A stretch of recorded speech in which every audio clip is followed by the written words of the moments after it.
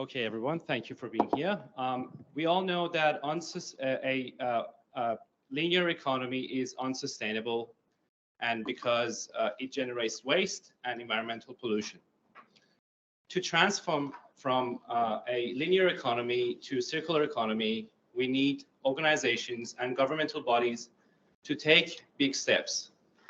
This could be improving their procurement process and also increasing their purchase of sustainable goods.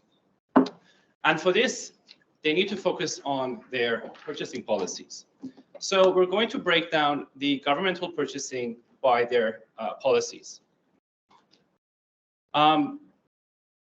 Purchasing policies directly affect governmental bodies and buying centers of their local councils in their purchases and the decisions that they make in terms of buying those goods, and also the manufacturers and suppliers. For this, we are going to analyze all 79 Victorian local councils' purchasing policies published and publicly available in their websites. We are going to, as a first step, going to count the key terms that they use in their purchasing policies, how many times they have used key terms such as sustainability, circular economy, and also how they have defined these key terms. And then we are going to assess how well they have been positioned, these procurement policies, sustainable procurement principles in terms of being smart. SMART stands for policies to be specific, measurable, assignable, realistic, and also time-bound. Therefore, in our work at Deakin University, we are trying to assess the extent to which the procurement policies integrate and include sustainable environmental issues in their policy and plan. For this, we have suggested a set of definitions that they can use in their policies to define sustainability, sustainable procurement, and circular economy. And then we have rated them from did not exist, low, medium, high, exceed. And then we have also provided a set of guidelines that they can use in their procurement policies. This will affect their purchasing decisions, make them make better decisions, and then have better investment in these goods.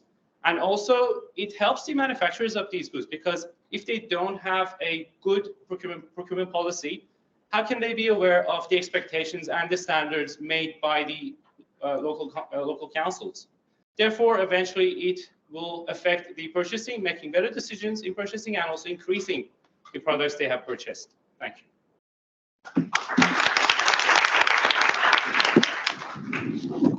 Okay, Andrea, have any questions? Yes. All right, our first question is, there are policies and then there is actual practice. Will this be considered? Absolutely, because we have included the literature as well as the experts from the industry in our research. So we have analyzed the procurement policies from the local councils, and then we are going to investigate the drivers and barriers of purchasing waste-derived goods by interviewing the experts and managers of buying centers within local councils. Oh, fantastic. And a very last question, do you plan to engage any interstate councils? Absolutely. Interstate, no. So we are focused on 79 local councils in Victoria. We have already downloaded all the documents they have publicly published in their websites.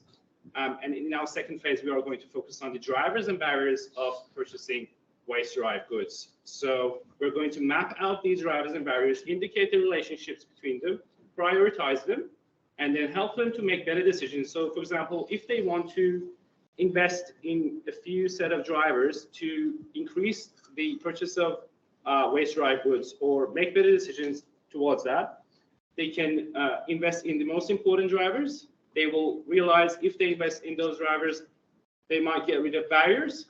So we will provide a set of instructions to how to properly form a procurement policy, as well as making better procurement decisions. Thank you.